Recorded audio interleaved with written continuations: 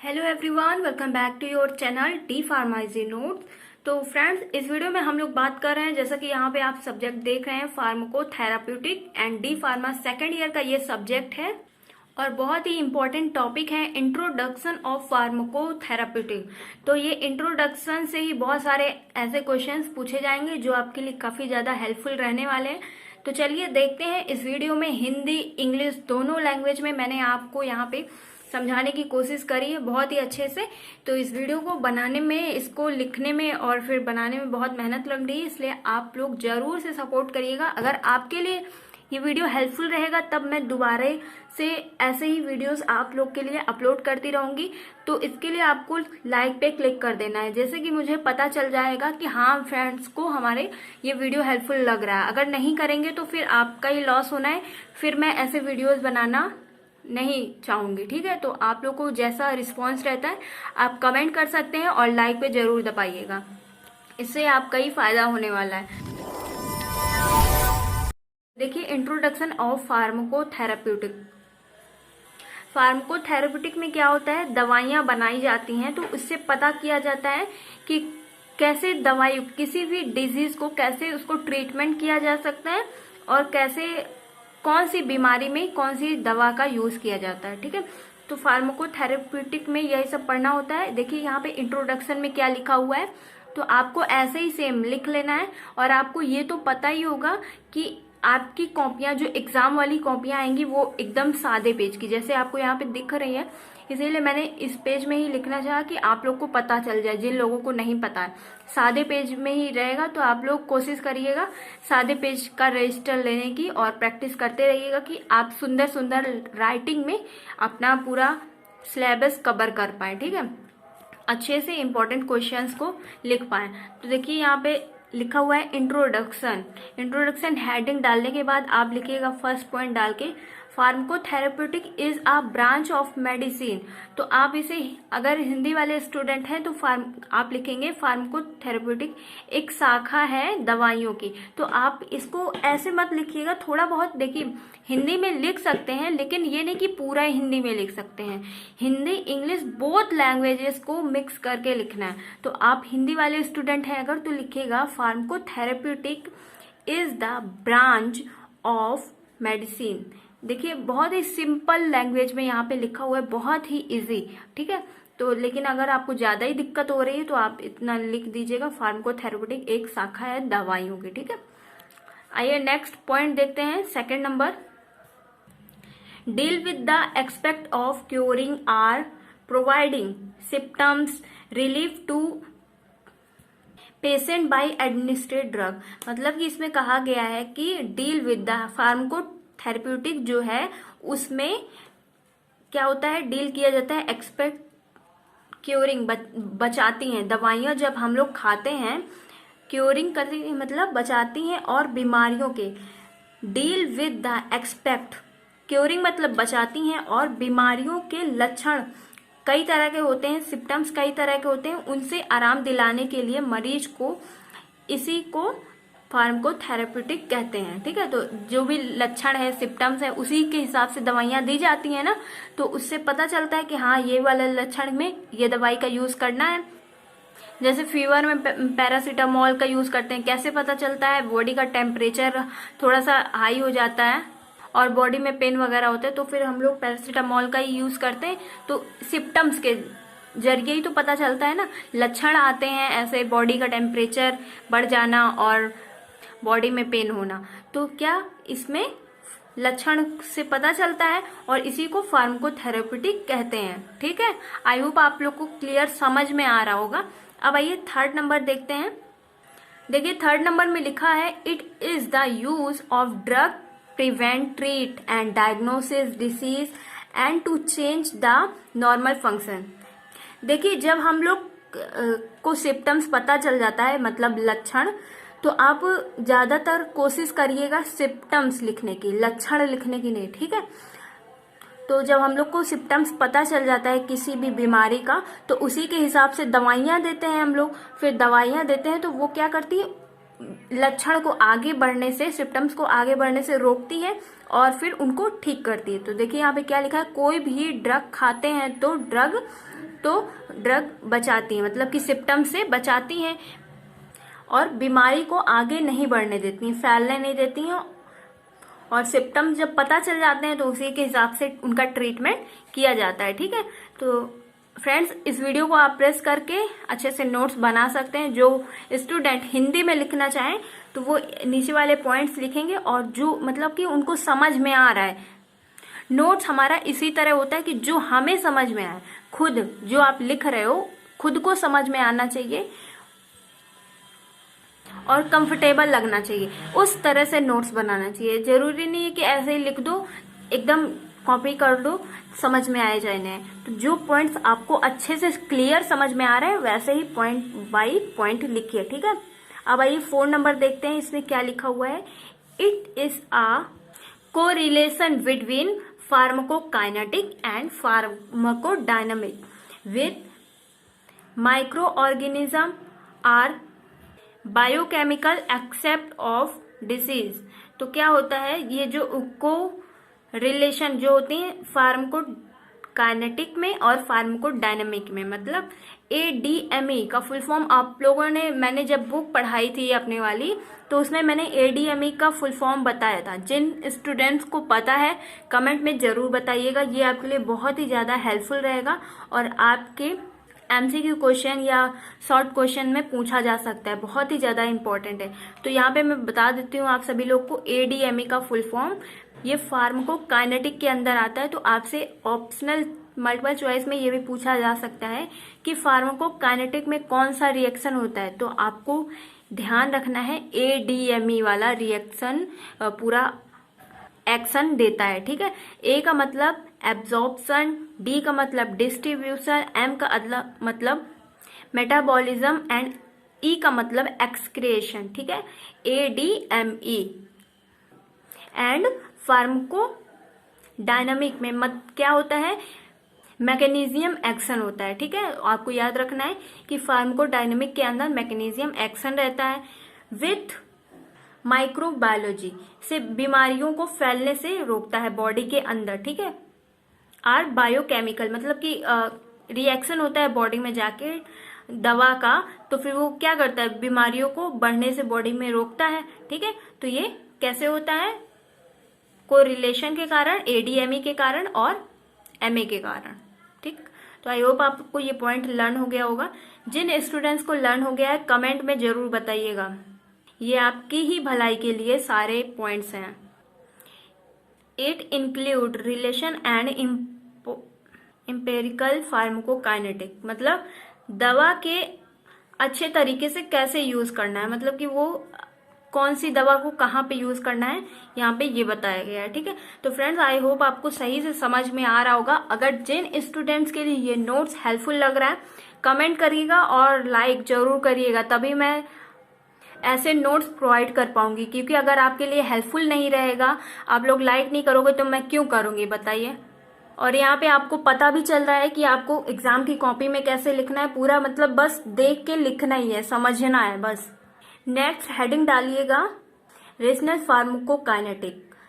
अब समझेंगे हम लोग कि इसमें क्या क्या होता है। ठीक है, तो आपको ये बात हरदम याद रखनी है, जहां पे भी आप हेडिंग डालेंगे, आप हिंदी मीडियम से हैं तब भी आपको हेडिंग इंग्लिश में ही डालना है। ओके, हिंदी में कभी नहीं डालना है। फर्स्ट पॉइंट में क्या लिखा हुआ है, it relieve to the rational use of drug it mechanism of action.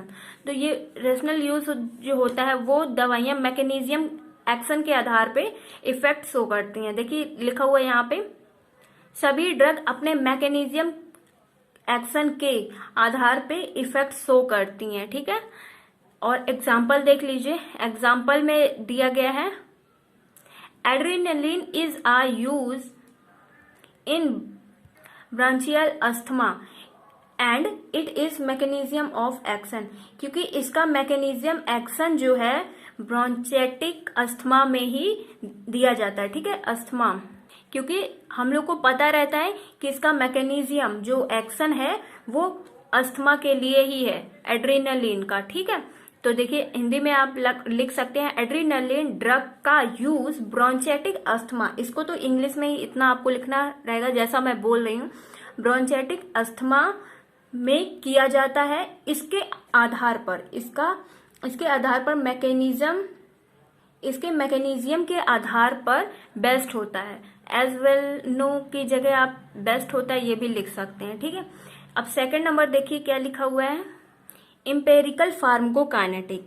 It relief to the use of drug in particular disease, but its mechanism of action is not know. मतलब कि इन दवाइयों का mechanism action नहीं पता होता। देखिए आप हिंदी में लिख रहे हैं तो इस तरह लिखेंगे, इसका यूज किसी पर्टिकुलर बीमारी के लिए किया जाता है लेकिन इनके मैकेनिज्म एक्शन के बारे में नहीं पता होता है, ठीक है।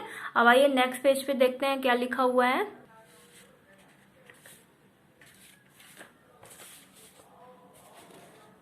अब आपको नेक्स्ट हेडिंग डालनी है कि फार्माकोथेरेप्यूटिक के स्कोप कहाँ कहाँ है। तो आपसे पूछा जा सकता है शॉर्ट क्वेश्चंस में कि फार्माकोथेरेप्यूटिक के स्कोप कहाँ से हैं, तो उसी के आगे आपको ये हेडिंग डाल देनी है, ठीक है, फार्माकोथेरेप्यूटिक के स्कोप, ठीक है।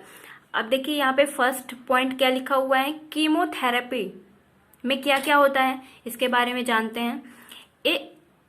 सिस्टमिक इन्फेक्शन, जैसे कि सिस्टमिक इन्फेक्शन में आपके लिए एक एग्जांपल देती हूँ, cancer or treat using particular drug. तो कैंसर के लिए कौन सी ड्रग का यूज करते हैं, मतलब उसके लिए अलग से एक, सबसे पहले तो बहुत खतरनाक बीमारी है ये, तो इसके लिए एक अलग पर्टिकुलर ड्रग आती है, ठीक है।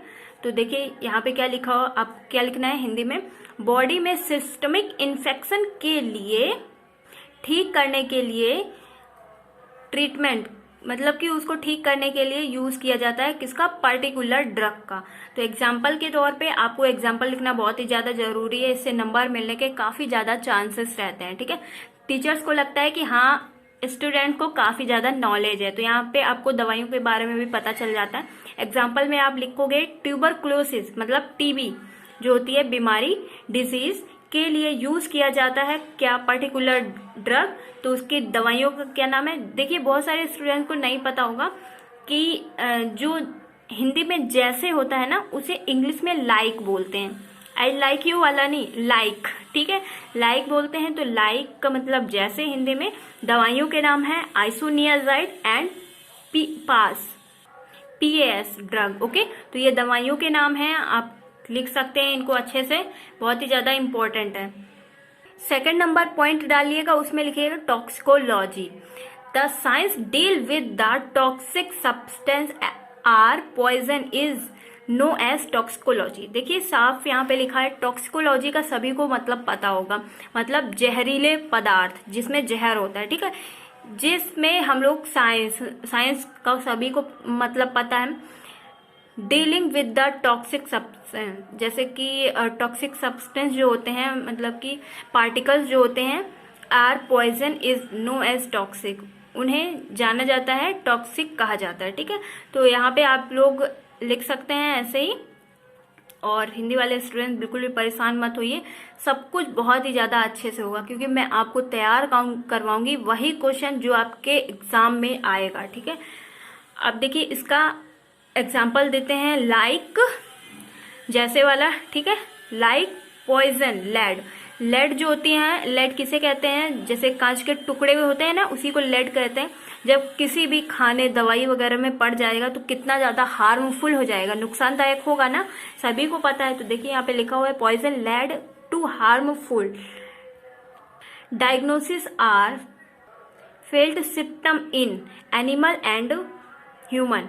तो सभी के लिए बहुत ही ज्यादा हार्मफुल रहेगा, लेड जो होता है नुकसानदायक रहेगा। डायग्नोसिस एंड फेल्ट सिस्टम जानवरों के लिए और मनुष्यों के लिए, ठीक है। तो ऐसा पॉइजन किसके अंदर देखने को मिलता है, जानवरों के लिए और मनुष्यों के लिए, ठीक।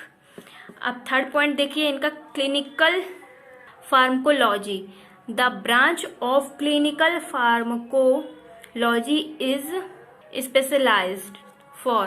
तो ये फार्माको क्लिनिकल है, उसमें क्या क्या पढ़ना पड़ता है, कंडक्शन ऑफ क्लिनिकल ट्रीट, मतलब क्लिनिक पे ट्रीट कैसे करते हैं, और कंडक्शन ऑफ रिसर्च स्टडीज में क्या कैसे करते हैं। तो देखिए यहाँ पे सेकंड पॉइंट को डिस्क्राइब किया गया है, study of pharmacokinetic and pharmacodynamic. फिर से वही यूज हो रहा है, बहुत ही ज्यादा इंपॉर्टेंट वाला point, of drug which are already available in the method and market, the market. ठीक है, तो ये बहुत ही ज्यादा मतलब अवेलेबल है, क्योंकि ये फार्माकोकाइनेटिक और डायनामिक एब्जॉर्प्शन जो होता है वो उसी से ट्रीट किया जाता है किसी भी पेशेंट को, कि उनका क्या एक्शन रहेगा दवाइयों को। ठीक है, तो स्टडी क्या करते हैं, pharmacokinetic and pharmacodynamic of drug के बारे में पढ़ते हैं, वो अवेलेबल है मार्केट में। ठीक है, अब आइए नेक्स्ट 4 पॉइंट देखते हैं, थेराप्यूटिक इंडेक्स के बारे में। हेडिंग डालनी है आपको, it is relative margin of safety of drug.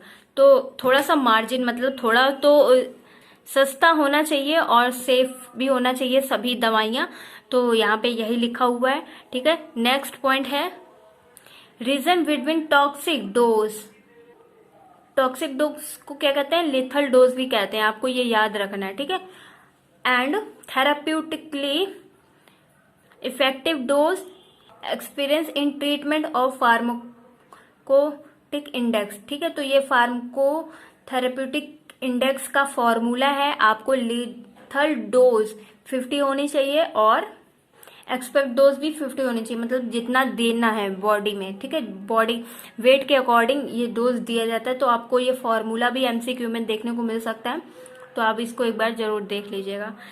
5th point आपको डालना है, फार्माकोजेनेटिक्स। ठीक है, the pharmacogenetic study recognize and genetics variation that lead to difference in drug response amongst include। देखिए फार्माको जेनेटिक में स्टडी की जाती है दवाइयों की, रिकॉग्नाइज जेनेटिक के बारे में, और लीड किया जाता है उनको डिफरेंस, मतलब कौन सी दवा को किस डिसीज में यूज करना है इंक्लूड रहता है। ठीक है, ये फार्माकोजेनेटिक मतलब कि मेल को यूज करना है या फीमेल को यूज करना है, जेनेटिक के आधार पे इन दवाइयों को अलग किया जाता है। ठीक है, तो आप यहाँ पे यही लिखा हुआ है जेनेटिक का मतलब। तो यहाँ पे हो गए 5 पॉइंट्स स्कोप के। अब आइए नेक्स्ट देखते हैं आपके लिए इम्पोर्टेंट। ठीक है, ऑब्जेक्टिव, इसको भी शॉर्ट क्वेश्चंस में इजीली पूछा जा सकता है 3 नंबर वाले में। ठीक है, तो इनके फार्माकोकाइनेटिक में इनके ऑब्जेक्टिव क्या है, तो देखिए फर्स्ट पॉइंट लिखा हुआ है, to ensure properly and relation rational use of drug, मतलब किसी भी दवा का यूज, ड्रग का यूज कैसे करते हैं ये पता चलता है। तो यहाँ पे देखिए हमारे फार्मेसी में दवाइयों को ड्रग बोला जाता है। ठीक है, तो नॉर्मल भाषा में दवाइयों को मेडिसिन, दवा ये सब बोलते हैं, लेकिन हमारी फार्मेसी में दवाइयों को ड्रग्स बोला जाता है। ओके, जो एक मेडिकामेंट के बराबर होता है, कभी वो टॉपिक आएगा तो मैं समझाऊंगी क्यों बोला जाता है दवाइयों को ड्रग्स। ठीक है, क्योंकि जो ड्रग्स होती है उनकी क्वांटिटी बहुत ही ज्यादा कम होती है, फिर उसमें ऐड किया जाता है कोई सब्सटेंस की, जैसे कि हम लोग गोल्ड बनवाते हैं ना, तो गोल्ड पूरा तो रहता नहीं है, पूरा ही सोना नहीं रहता है, उसमें मेटल्स का यूज किया जाता है बहुत सारे, तो उसको मतलब कि थोड़ी मजबूती आ जाती है, उसको पकड़ सकते हैं, टच कर सकते हैं। ठीक है, तो वैसे ही कि जो ड्रग होती है उसकी क्वांटिटी कहीं खो ना जाए, उसमें भी बहुत सारे एड्स किए जाते हैं, तो वो जाके मेडिसिन बन जाती है। ओके, सेकेंड पॉइंट देखिए, to avoid and reduce adverse drug reaction and toxicity, मतलब कि रिड्यूस करती है और अवॉइड करती है, बचाती है टॉक्सिक इफेक्ट। कोई भी दवा ज्यादा क्वांटिटी में जैसे कि एडवर्स कर ली जाती है, मतलब खा ली जाती है, तो उनके साइड इफेक्ट होने से रिड्यूस करती है, बचाती है। ठीक है, नेक्स्ट पॉइंट देखिए क्या लिखा हुआ है, to prevent quality and effective drug at optimum cost, मतलब कि उसकी क्वालिटी भी तो अच्छी होनी चाहिए और इफेक्टिव भी होनी चाहिए, आरामदायक, और ज़्यादा महंगी भी नहीं होनी चाहिए, थोड़ा मीडियम रेंज में भी होना चाहिए। कोई भी बीमारी के लिए दवाई की क्वालिटी एंड कॉस्ट बेस्ट होना चाहिए। ओके, यहाँ पे लिखा हुआ है। नेक्स्ट पॉइंट हमारा है टू इंस्पेक्ट पेशेंट कंप्लेन। तो पेशेंट को जब आराम नहीं मिलता है तो वो कंप्लेन करता है, जैसे कि दवाइयों के बारे में कंप्लेन करने के लिए कोई भी उनसे जैसे कि उनका रिएक्शन हो रहा है, नुकसान कर रही, तो पेशेंट कंप्लेन करता है। ठीक, नेक्स्ट पॉइंट देखिए, to use advances is knowledge made by research of and scientist. ठीक है, ड्रग के रिसर्च की जाती है और ठीक करने के लिए उनको फार्माकोथेरेप्यूटिक का यूज किया जाता है। ठीक है, तो कंप्लीट हो गया ये हमारा टॉपिक जो था इंट्रोडक्शन ऑफ फार्माकोथेरेप्यूटिक। अगर वीडियो अच्छा लगा है और जो भी कमी रह गई है, जो भी मतलब कि नहीं समझ में आया, आप कमेंट करिएगा। मैं आपकी हेल्प करने के लिए हरदम से तत्पर हूँ। ओके, और वीडियो अच्छा लगा है तो लाइक पे जरूर क्लिक करिएगा। फिर मिलते हैं एक नए वीडियो के साथ। Please do like, share and subscribe this channel. Thank you, take care, I meet to next video. Bye bye guys. Subscribe.